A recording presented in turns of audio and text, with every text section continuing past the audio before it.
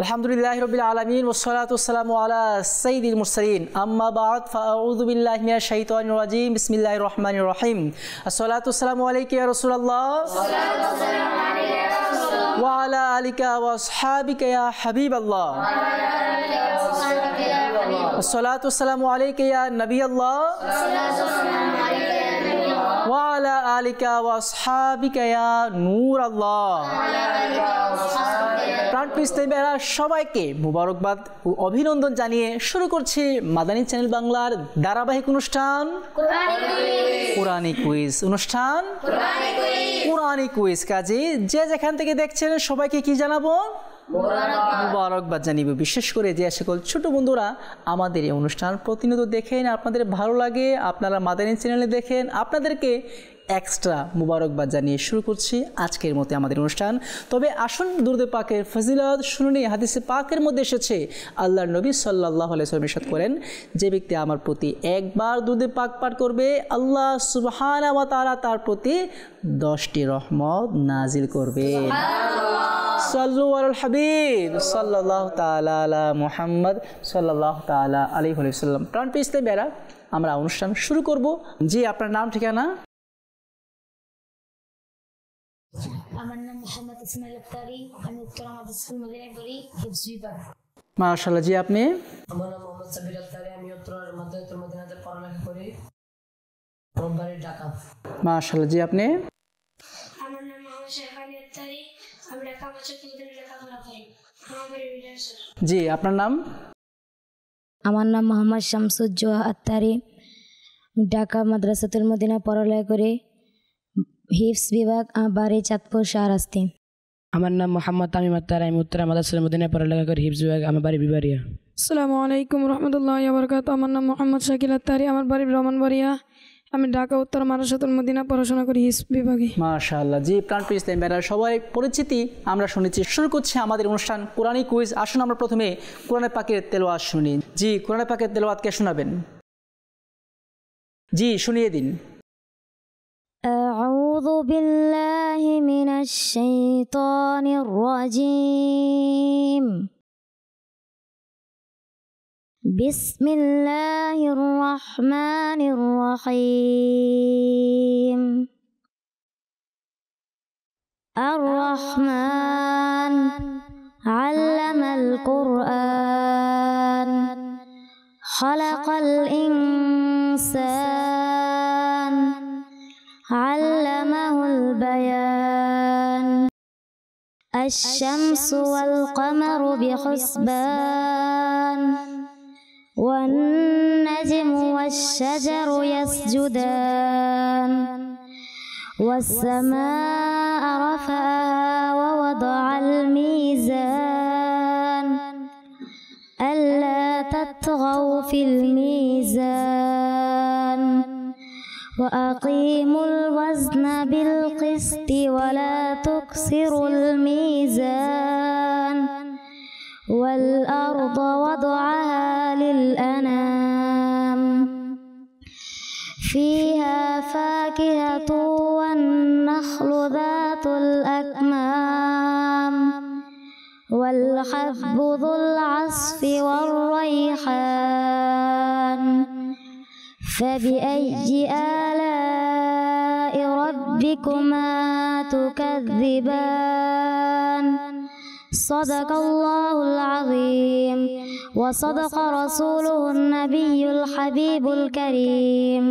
মাশাআল্লাহ মাশাআল্লাহ। প্রাণপ্রিয় ইসলামীরা, যাব আমরা আমাদের মূল পর্বের দিকে। শুরু করছি আমাদের এই প্রশ্নের পর্ব।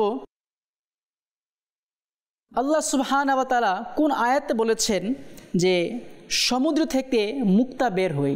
এটি কোন সূরার কোন আয়াতকে বলবেন? জি, আপনি বলুন। ইয়াখরুজু মিনহুমাল লু'লু'ু ওয়াল মারজান, পারশাতে সূরা রহমান আয়াত নং 22। জি হ্যাঁ, সূরা রহমানের 22 নং আয়াতে কারিমার মধ্যে আল্লাহ পাক ইরশাদ করছেন ইয়াখরুজু মিনহুমাল লু'লু'ু ওয়াল মারজান, অর্থাৎ ওই দুটির মধ্য থেকে মুক্তা ও প্রবাল বের হয়। সুবহানাল্লাহ। এখানে আল্লাহ সুবহানাহু ওয়া তাআলার নিদর্শনাবলী, আল্লাহ সুবহানাহু ওয়া তাআলার নিয়ামত রাজের আলোচনা আল্লাহ সুবহানাহু ওয়া তাআলা এখানে করছেন। আপনার উত্তর সঠিক হয়েছে। সুবহানাল্লাহ। যাব পরবর্তী প্রশ্নের দিকে। আমার পরবর্তী প্রশ্ন হচ্ছে, আল্লাহ পাক কোথায় ইরশাদ করেছেন যে সকল কিছু ধ্বংস হয়ে যাবে? কে বলবেন? জি, আপনি বলুন। কুল্লু মান আলাইহা ফান, পারা 27, সূরা রহমান, আয়াত নং 26। জি হ্যাঁ, সূরা রহমানের 26 নং আয়াতে কারিমার মধ্যে আল্লাহ পাক ইরশাদ করছেন, কুল্লু মান আলাইহা ফান, সকল কিছু ধ্বংস হয়ে যাবে, ফানা হয়ে যাবে। কিন্তু এর পরবর্তী আয়াতে কারিমার মধ্যে আল্লাহ পাক ইরশাদ করছেন, ওয়ায়াবকা ওয়াজহু রব্বিকা যুল জালালি ওয়াল ইকরাম, আল্লাহ সুবহানাহু ওয়া তাআলা এবং চিরস্থায়ী হচ্ছেন আপনার প্রতিপালকের সত্তা, যিনি মহামহিম ও উচ্চ মর্যাদা সম্পন্ন। সুবহানাল্লাহ। অর্থাৎ আল্লাহ পাক ব্যতীত সকল কিছু ধ্বংসশীল, সকল কিছু কিয়ামতের ময়দানে, কিয়ামত যখন প্রতিষ্ঠিত হবে সকল কিছু ধ্বংস হয়ে যাবে। এক কথায় আল্লাহ পাক ব্যতীত সকল কিছু ধ্বংস হয়ে যাবে, ফানা হয়ে যাবে। এই কিয়ামতের ভয়াবহতা থেকে আল্লাহ পাক আমাদেরকে হেফাজত করুন। যাব পরবর্তী প্রশ্নের দিকে। আল্লাহ সুবহানাহু ওয়া তাআলা কোরআনে পাকে দুটি সমুদ্রের কথা ইরশাদ করেছেন। বলা হচ্ছে, দুই সমুদ্রের একসাথে মিশ্রিত আর তাদের মধ্যে সৃষ্ট পর্দার কথাও আল্লাহ পাক সেখানে বর্ণনা করেছেন। আমার প্রশ্ন হচ্ছে, সেটি কোথায়? আয়াতে কারিমা কোথায়? কে বলবেন? 5 জন। জি, আপনি বলুন। مرج البحرين يلتقيان بينهما برزخ لا يبغيان, পারা 27, সূরা রহমান, আয়াত নং 19 ও 20। জি, এর অনুবাদ হচ্ছে, তিনি দুটি সমুদ্রকে প্রবাহিত করেছেন, যে দুটি দেখতে মনে হয় পরস্পর মিলিত এবং আছে মধ্যখানে অন্তরায়, যে একটা অপরটাকে অতিক্রম করতে পারে না। সুবহানাল্লাহ। এখানে আল্লাহ সুবহানাহু ওয়া তাআলা সমুদ্রের আলোচনা করেছেন, যেখানে দেখতে মনে হচ্ছে কিন্তু এর পানি কিন্তু আলাদা। যারা সোশ্যাল মিডিয়ায় হয়তো দেখেছেন, এমন একটি সমুদ্র আছে যেখানে এক সমুদ্রের পানি এক রং আর আরেকটি পানি আরেক রং, যদিও বা সমুদ্র মিলিত, কিন্তু এর পানি একটি অপরের সাথে মিলিত হয় না। আল্লাহ সুবহানাহু ওয়া তাআলা ইরশাদ করছেন, মারজাল বাহরাইনি ইয়ালতাকিয়ান বাইনাহুমা বারযাখুল লা ইয়াবগিয়ান ফাবিআইয়ি আলাই রাব্বিকুমা তুকাযযিবান, যে তুমি তোমার প্রতিপালকের কোন নিয়ামতকে অস্বীকার করবে। আল্লাহ সুবহানাহু ওয়া তাআলা আমাদেরকে অসংখ্য একাধিক নিয়ামত রাজি দান করেছেন। সাল্লু আলাল হাবিব। প্রাণপ্রিয় ইসলামীরা, যাব এখন পরবর্তী প্রশ্নের দিকে। আল্লাহ সুবহানাহু ওয়া তাআলা ইরশাদ করছেন, নিষ্ঠার সাথে পরিমাপ করো, ওজনে কম দিও না। কে বলবেন? জি, আপনি বলুন। وأقيموا الوزن بالقسط ولا تخسروا الميزان, পারা 27, সূরা রহমান, আয়াত নং 9। জি হ্যাঁ, 9 নং আয়াতে কারিমার মধ্যে সূরা রহমানের আল্লাহ পাক ইরশাদ করছেন, ওয়াকিমুল ওয়াজনা বিল কিসতি ওয়ালা তুখসিরুল মিজান, অর্থাৎ নেই ও নিষ্ঠার সাথে পরিমাপ প্রতিষ্ঠা করো এবং ওজনে কম দিও না। ওজনে কম দিও না। যারা ওজনে কম দেয়, মাপে কম দেয়, কিয়ামতের ময়দানে তারা ফেঁসে যাবে।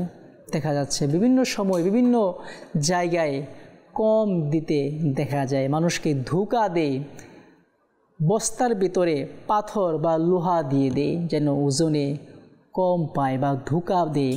কখনো ওজনে কম দেয়, আবার কখনো ওজন মিলিয়ে দিয়ে কিন্তু ভিতরে পাথর, কংক্রিট, ইট, লোহা ইত্যাদি ভরে দেয় যেন ওজনে সমান হয়ে যায়। আল্লাহ পাক এ ধরনের ধোঁকা থেকে প্রত্যেক মুসলমানকে হেফাজত করুন। সাল্লু আলাল হাবিব সাল্লাল্লাহু তাআলা আলা মুহাম্মদ সাল্লাল্লাহু তাআলা আলাইহি ওয়া সাল্লাম। প্রাণপ্রিয় ইসলামের এখন নাচ শুনবো। কি শুনবো? কে শোনাবেন? জি, শুনিয়ে দিন। सल्लल्लाहु अलैका या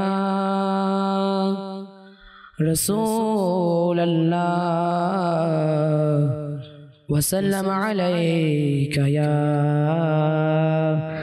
حبيب الله صلى الله عليك يا رسول الله وسلم عليك يا حبيب الله আমার প্রিয় মদিনা আমার প্রিয় মদিনা মদিনা আমার প্রিয় মদিনা আমার প্রিয় মদিনা কতই না পরো প্রিয় মদিনা কতই না পরো প্রিয় মদিনা তোমার প্রেম বিবর সঙ্গর মদিনা আমার প্রিয় মদিনা আমার প্রিয় মদিনা মদিনা আমার প্রিয় মদিনা আমার প্রিয় মদিনা মরার পরে আমার মৃত্যু দেহ মরার পরে আমার মৃত্যু দেহ হয়ে যেন যায় তোমার দোলো মদিনা হয়েছে সফল কাম উভয় জাহানে হয়েছে সফল কাম উভয় জাহানে বুঝেছে যারা তোমার মদিনা আমার প্রিয় মদিনা আমার প্রিয় মদিনা মদিনা আমার প্রিয় মদিনা আমার প্রিয় মদিনা চাই না যেতে মোরা লন্ডন সিঙ্গাপুর চাই না যেতে মোরা লন্ডন সিঙ্গাপুর সুন্দর যতা তোমার অপূর্ব মদিনা আমার প্রিয় মদিনা আমার প্রিয় মদিনা মদিনা আমার প্রিয় মদিনা আমার প্রিয় মদিনা মাশাআল্লাহ মাশাআল্লাহ আমরা শুনছিলাম নাতে মুস্তাফা নাত শুনছিলাম আল্লাহ সুবহানাহু ওয়া তাআলা এই নাত শোনার তৌফিক আমাদেরকে দান করুন প্রাণপ্রিয় ইসলামীরা যাব এখন কোরআন সংক্রান্ত কিছু প্রশ্নের দিকে অর্থাৎ এমসিকিউ আকারে আমরা কিছু অপশন দিব আর এই অপশনের আলোকে আমরা সেই প্রশ্নের উত্তরগুলো নেব আমার প্রথম প্রশ্ন হচ্ছে সর্বপ্রথম ওহী কোথায় অবতীর্ণ হয় অপশন এ কাবা শরীফে অপশন বি হেরা গুহায় অপশন সি তুর পর্বতে কে বলবেন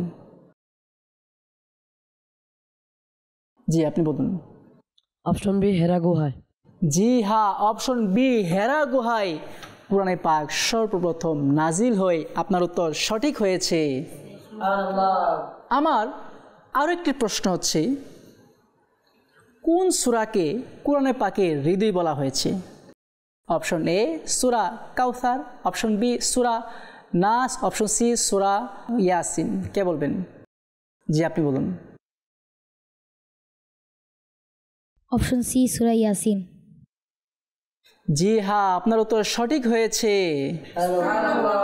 যাব পরবর্তী প্রশ্ন দেখে আল্লাহ সুবহানাহু ওয়া তাআলা কোরআন নাজিল করেছেন আর এই কোরআনের মধ্যে একাধিক আলোচনা আল্লাহ সুবহানাহু ওয়া তাআলা করেছেন আমার প্রশ্ন হচ্ছে কোরআনে পাকে কোন নবীর আলোচনা সর্বাধিক সবচেয়ে বেশি এসেছে অপশন এ হযরতে মুহাম্মদ সাল্লাল্লাহু আলাইহি সাল্লাম অপশন বি হযরতে ঈসা আলাইহিস সালাম অপশন সি হযরতে মূসা আলাইহিস সালাম কে কে বলবেন জি আপনি বলুন অপশন সি মুসা আলাইহিস সালাম জি হ্যাঁ, আপনার উত্তর সঠিক হয়েছে। অপশন সি, মুসা আলাইহিস সালাতু ওয়াস সালাম। জি হ্যাঁ, আল্লাহ সুবহানাহু ওয়া তাআলা কোরআনের পাকের মধ্যে যে নবীর আলোচনা বেশি করেছেন তিনি হচ্ছেন মুসা আলাইহিস সালাতু ওয়াস সালাম। কেননা মুসা আলাইহিস সালাতু ওয়াস সালাম বনি ইসরায়েলে ছিলেন। বনি ইসরায়েলে একাধিক ঘটনা ঘটেছে, আল্লাহ পাক একাধিক আম্বিয়া কারাম পাঠিয়েছেন, অনেক যুদ্ধ ঘটেছে, অনেক অলৌকিক ঘটনা ঘটেছে, মানুষকে শাসন করা হয়েছে, জুলুম করা হয়েছে, ফেরাউনের ইতিহাস তুলে ধরা হয়েছে, ফেরাউন কীভাবে নীল নদে ডুবে গিয়েছে তাও তুলে ধরা হয়েছে। এই জন্য আল্লাহ সুবহানাহু ওয়া তাআলা এ সকল বিস্তৃত আলোচনা করতে গিয়ে মুসা আলাইহিস সালাতু ওয়াস সালামের নাম কোরআনে পাকে সর্বাধিক সবচেয়ে বেশি এসেছে। আপনার উত্তরটি সঠিক হয়েছে। প্রাণপ্রিয় ইসলামী ভাইরা, এভাবে কিন্তু আমরা আমাদের অনুষ্ঠান সাজিয়ে থাকি। আমরা কিন্তু আমাদের অনুষ্ঠানের একেবারে শেষ পর্যায়ে চলে এসেছি। তবে হ্যাঁ, আমরা আসলে একটি উপহার দিব। একটি উপহার দেওয়ার মাধ্যমে আমরা অনুষ্ঠান থেকে বিদায় নিব। আমি একটি রিসালা উপহার দিব, আর সেটি হচ্ছে আজকে যিনি সবচেয়ে বেশি উত্তর প্রদান করেছেন। আজকে বেশি উত্তর প্রদান করেছেন কে? প্রণাম। জি, আজকে সবচেয়ে বেশি উত্তর প্রদান যিনি করেছেন তিনি হচ্ছেন সাব্বির আত্তারি। আমার হাতে একটি রিসালা আছে, সেই রিসালাটি হচ্ছে ইমাম হাসান রাদিয়াল্লাহু তাআলা আনহু এর 30টি ঘটনা। হুজুর করিম সাল্লাল্লাহু আলাইহি সাল্লামের আপন নাতি হযরতে হাসান রাদিয়াল্লাহু তাআলা আনহু, যিনি জান্নাতি যুবকদের সর্দার, তার বিশেষ কিছু ঘটনা এই কিতাবের মধ্যে, এই পুস্তকটির মধ্যে তুলে ধরা হয়েছে। কাজে এই পুস্তকটি, রিসালাটি অধ্যয়ন করলে আমরা অনেক কিছু তার সম্পর্কে জানতে পারবো, যেটি আপনার জন্য। মাশাআল্লাহ। সাল্লু আলাল হাবিব সাল্লাল্লাহু তাআলা আলা মুহাম্মদ সাল্লাল্লাহু তাআলা আলাইহি ওয়া সাল্লাম। প্রাণপ্রিয় ইসলামী ভাইরা, আমরা কিন্তু এভাবে আমাদের অনুষ্ঠান সাজিয়ে থাকি। আজকে আমরা আমাদের অনুষ্ঠানের একেবারে শেষ পর্যায়ে চলে এসে, সবাই ভালো থাকবেন, সুস্থ থাকবেন, আর মাদানী চ্যানেল সাল্লু আলাল হাবিব সাল্লাল্লাহু তাআলা আলা মুহাম্মদ সাল্লাল্লাহু তাআলা আলাইহি ওয়া সাল্লাম।